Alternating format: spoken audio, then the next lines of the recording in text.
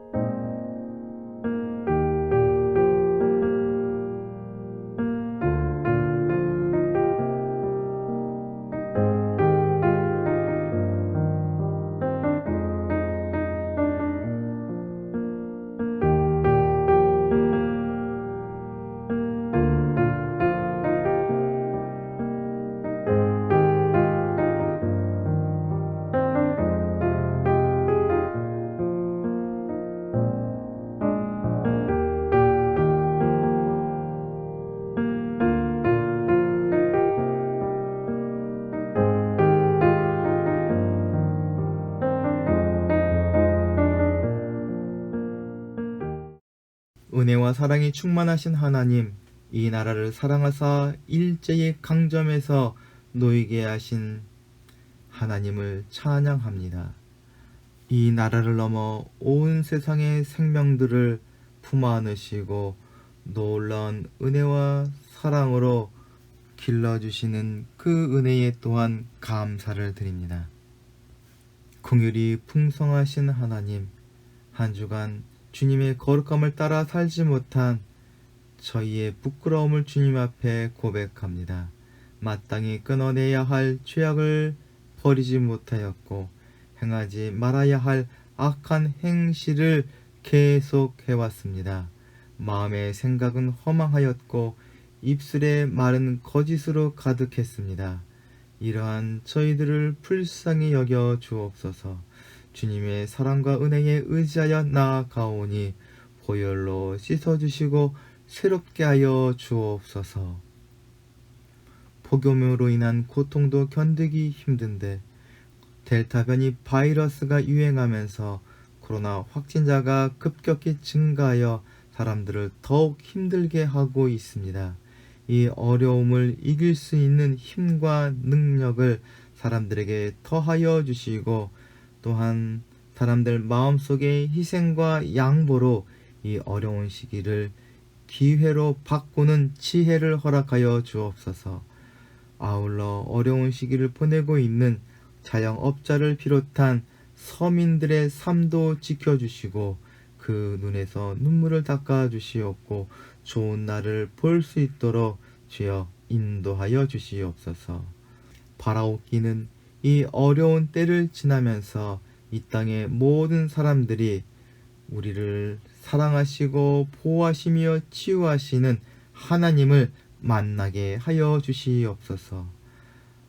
이 땅에 교회를 세우신 하나님, 한국교회가 바로 서기를 원합니다.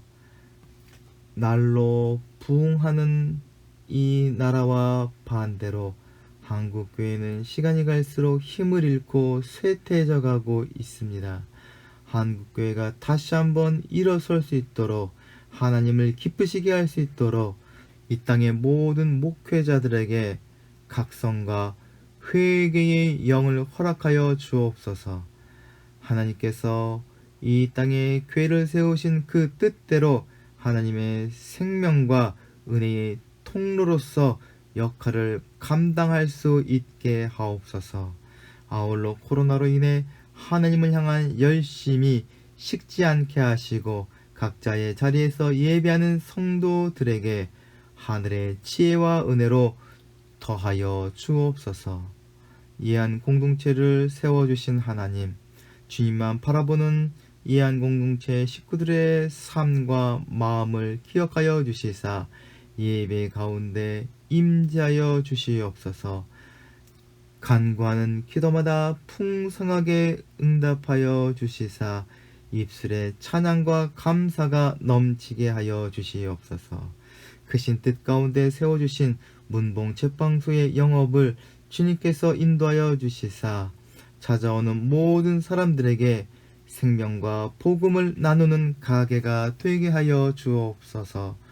이 모든 기도를 우리 주 예수 그리스도의 이름으로 간구하옵나이다.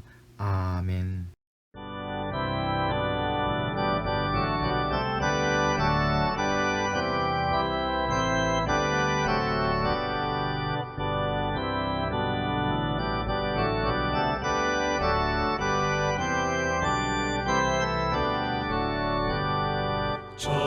전능하신 주 하나님, 나는 순례자이니 나는 심히 연약해도 주는 나나옵니다. 하늘 양식 먹여주시옵소서. 수정 같은 생명수를 마시도록 하시며 불과 구름 기둥으로 나를 인도하소서. 나의 주여 힘과 방패 되소서.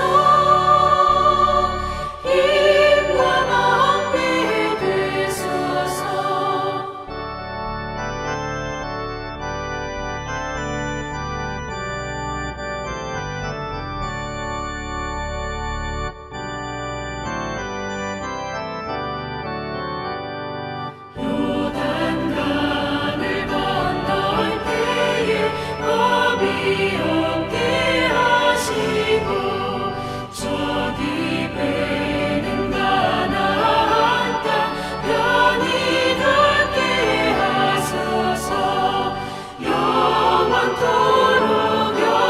영원토록 주께 찬양하리라.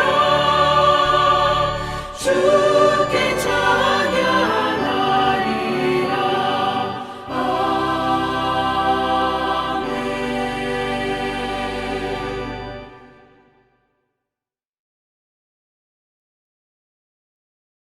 오늘 우리에게 주시는 하나님의 말씀은 요한복음 6장 51절부터 58절까지의 말씀입니다. 나는 하늘에서 내려온 살아있는 빵이다. 이 빵을 먹는 사람은 누구나 영원히 살 것이다. 내가 줄 빵은 나의 살이다. 그것은 세상에 생명을 준다. 그러자 유대 사람들은 서로 논란을 하면서 말하였다. 이 사람이 어떻게 우리에게 자기 살을 먹으라고 줄 수 있을까? 예수께서 그들에게 말씀하셨다. 내가 진정으로 너희에게 말한다. 너희가 인자의 살을 먹지 아니하고 또 인자의 피를 마시지 아니하면 너희 속에는 생명이 없다. 내 살을 먹고 내 피를 마시는 사람은 영원한 생명을 가지고 있고 마지막 날에 내가 그를 살릴 것이다. 내 살은 참 양식이요 내 피는 참 음료이다.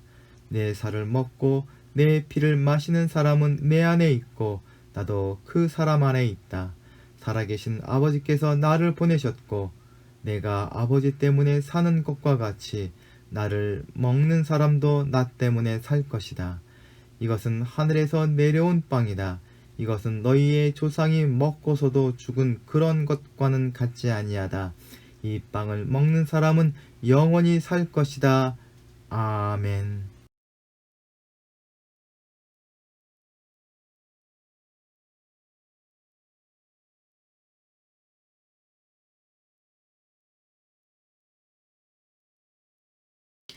요한복음 6장 말씀을 가지고 4주째 나누고 있습니다.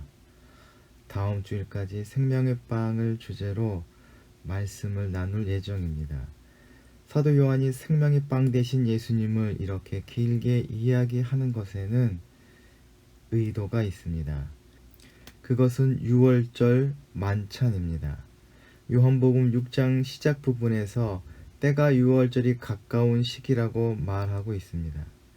사도 요한은 힘들고 고통스러운 노예 생활을 이어가던 유대 백성들에게 해방을 주셨던 하나님을 기억나게 했던 유월절 만찬의 자리로 이끌어 가시는 주님을 떠올리게 합니다. 주님이 이야기하시는 생명의 빵을 통해서 우리는 삶 속에서 하나님으로 향하는 은혜의 여행을 시작하게 됩니다. 이제 주님이 이야기하시는 살아있는 빵 속에 담긴 은혜의 이야기를 함께 나눠보도록 합시다. 오늘날 한국 사회에서 사람들이 관심 있어 하는 이야기는 음식에 관한 것입니다. 맛있는 음식이나 특별한 음식도 관심을 끌지만 그보다 건강한 음식에 관해서 민감하게 반응합니다. 그것은 아마도 우리가 살고 있는 건강하지 못한 환경 때문일 것입니다. 사람들은 밀집한 환경 속에서 가축을 키우기 위해서 엄청난 양의 항생제와 성장 촉진제를 사용한다고 합니다. 그로 인해서 사람들이 뜻하지 않은 약물의 영향을 받는다고 합니다. 아울러 우리가 바다로 흘려보낸 미세 플라스틱을 가득 삼킨 물고기와 방사능에 노출된 생선 등으로 차려진 독이 든 밥상을 대하는 우리는 건강한 음식에 관심을 가질 수밖에 없을 것입니다. 곡식이나 채소류는 또 어떻습니까? 유전자 변형 작물과 그것으로 만든 식품들이 상당히 많습니다. 모종을 독점하고 있는 세계적인 종자 회사들은 자기들이 판매한 씨앗에 유전적 처리를 하여서 당대에는 결실을 하지만 그 다음 세대에서는 결실을 할 수 없는 이상한 식물을 만들어냈습니다. 상황이 이렇다 보니 많은 사람들이 건강한 식탁을 차리기 위해서 건강한 식재료를 만들고 찾는 노력들을 시작하였습니다. 음식이 우리의 육신을 건강하게 한다면 나라와 사회를 건강하게 만드는 지혜를 찾는 노력 또한 중요합니다. 좋은 약은 입에 쓰지만 병을 낫게 하고 현명한 말은 귀에 거슬리지만 순종하면 이롭다는 뜻의 양약구고라는 사자성어가 있습니다. 술과 여자를 좋아했던 한나라 유방과 관련된 고사성어입니다. 유방이 진나라를 멸망시키고 아방궁에 들어갔을 때 그 화려함에 놀라지 않을 수 없었습니다. 그는 수천 명의 궁녀와 각종 금은 부하를 보고 아방궁에서 살려고 했습니다. 이때 신하들이 환락에 빠질 것을 염려하여 유방에게 궁을 떠나자고 했으나 유방은 말을 듣지 않았습니다. 그때 참모였던 장량이 유방에게 심한 소리를 합니다. 이따위 금은 부하를 얻으려고 우리가 병사를 일으켰습니까? 천하를 통일하기 위해서 아직도 많은 일을 해야 합니다. 그러기 위해서 흩어진 민심을 안정시키는 것이 중요합니다. 그러기 위해서는 과묵하고 검소해야 합니다. 그렇지 않으면 과거의 타락한 왕들의 전철을 따르게 됩니다. 충성스러운 말은 귀에 거슬리나 행하면 이롭고 좋은 약은 입에 쓰나 병에는 잘 듣는다고 하였습니다. 그러니 저희 말을 듣고 따라 주십시오. 유방은 장량의 말을 듣고 자기의 잘못을 깨닫고 아방궁을 떠났습니다. 이때부터 양약고군은 많은 사람들에게 회자되기 시작하였습니다. 유방의 고사에서 보듯 좋은 말을 듣는 것도 매우 중요하지만 더욱 중요한 것은 그 말에 순종하는 것입니다. 그리고 이것은 신앙에서도 마찬가지입니다.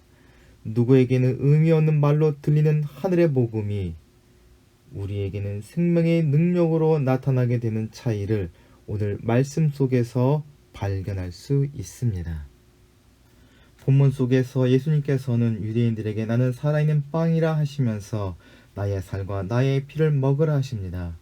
이 말씀은 초대교회 때 이방 사람들에게 오해를 불러일으켜 그리스도인들은 시기를 하는 악마 같은 사람들로 취급받기도 하였습니다.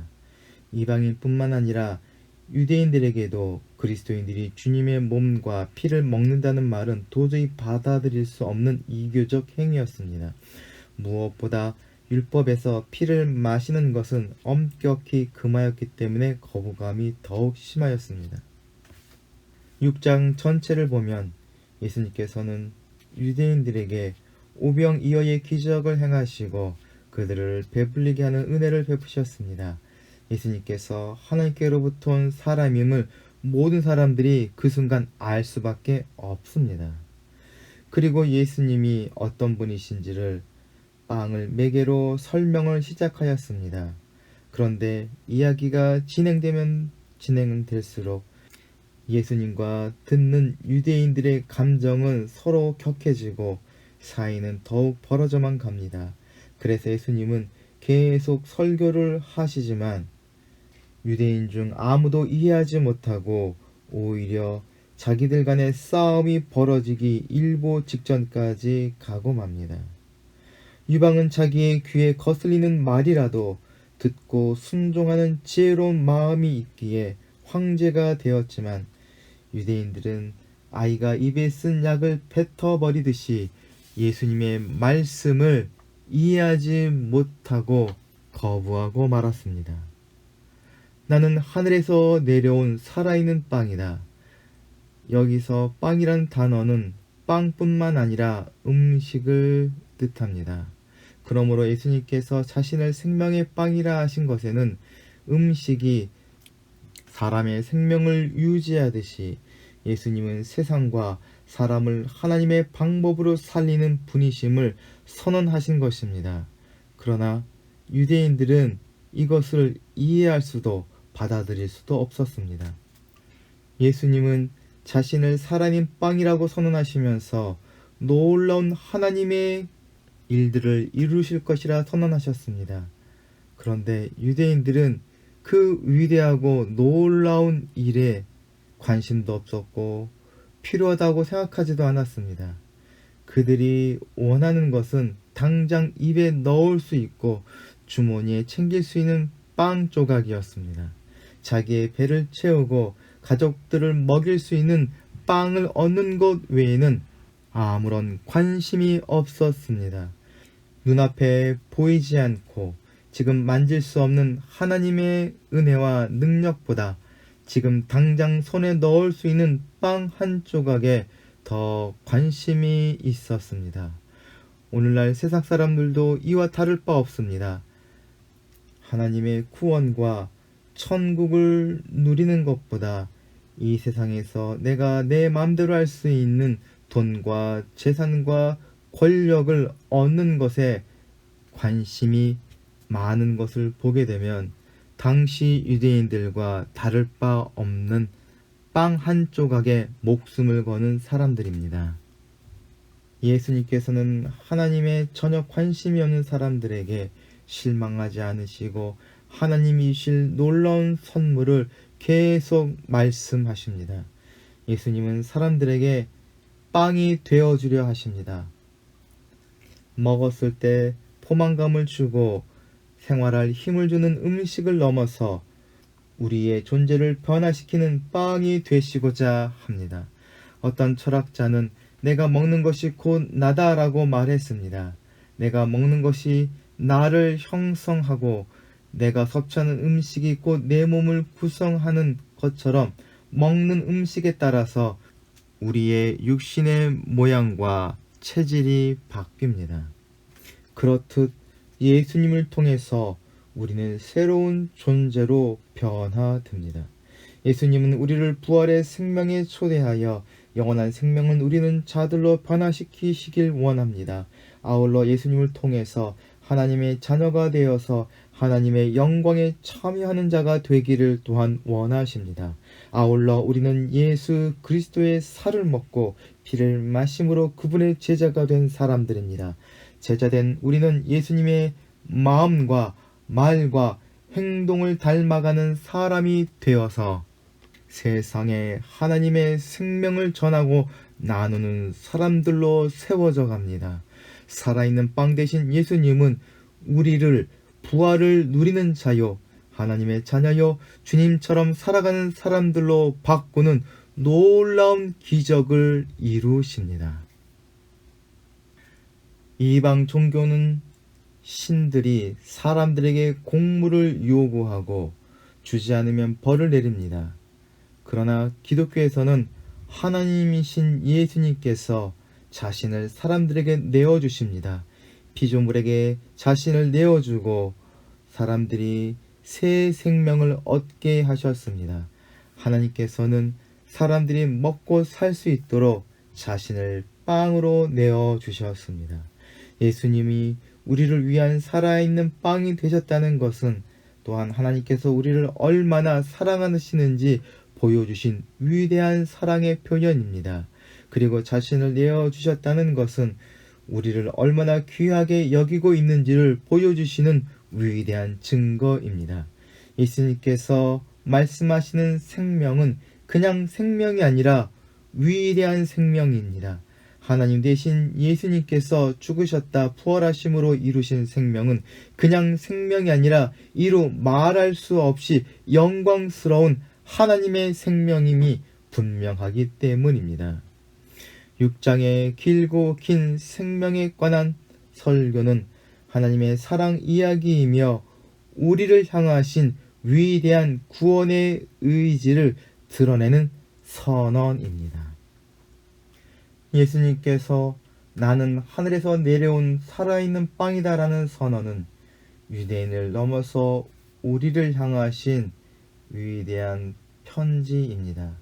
이 위대한 선언을 거부한 유대인과 달리 우리는 그 음성에 순종함으로 하나님의 은혜의 선물을 누리는 자가 되었습니다. 이제 그 순종이 무엇을 의미하는지 함께 생각해 보도록 합시다. 예수님께서 하늘에서 내려오셨다는 말씀 속에는 예수님의 언행을 통해서 하나님의 임재를 경험할 수 있음을 우리는 깨달아야 합니다. 아버지께서 가지고 계신 것은 모두 아들의 것입니다. 그런가 하면 아들에게 속한 모든 것은 아버지의 것입니다. 즉, 아버지와 아들은 하나입니다. 그렇기에 기독교의 능력과 생명력은 오직 예수님을 통해서만 얻을 수 있고 누릴 수 있습니다. 이 한 공동체를 비롯한 한국교회는 오직 예수님의 말씀과 삶 안에 거하고 닮아갈 때에 세상을 변화시키고 살릴 수 있는 생명을 가질 수 있습니다. 그래서 교회는 돈이나 권력이나 지식을 비롯한 세상의 것들을 나누는 공동체가 아니라 하늘에서 내려온 살아있는 빵이신 예수님만을 나누고 전하는 공동체가 되어야 합니다. 하나님께서 교회에게 주신 생명의 빵은 오직 예수님 뿐입니다. 하늘의 생명을 누리는 그리스도인의 삶이란 주님의 살을 먹고 그 피를 마시는 삶이며 그 사람은 내 안에 있고 나도 그 사람 안에 있다라고 말씀하셨습니다. 이 말씀이 의미하는 바를 새김으로 그리스도인의 삶이란 어떤 삶인지 생각해 봅시다. 먼저 피와 살을 먹으라는 말씀은 신앙생활은 육체의 삶임을 말씀하는 것입니다. 신앙생활은 세속과 구별된 고상한 정신생활이나 여가생활이 아니라 세상 속에서 사람들과 부대끼면서 이루어야 하는 현실의 삶입니다. 그리스도인의 거룩함은 세상 속에서만 드러나고 세상 속에서만 완성될 수 있습니다.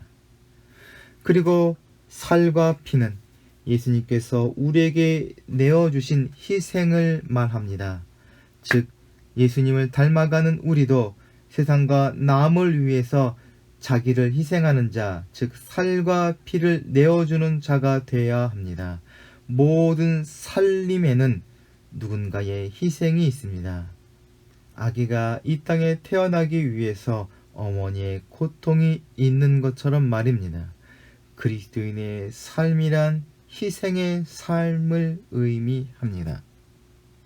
마지막으로 살과 피는 그리스도와 하나됨을 말씀합니다.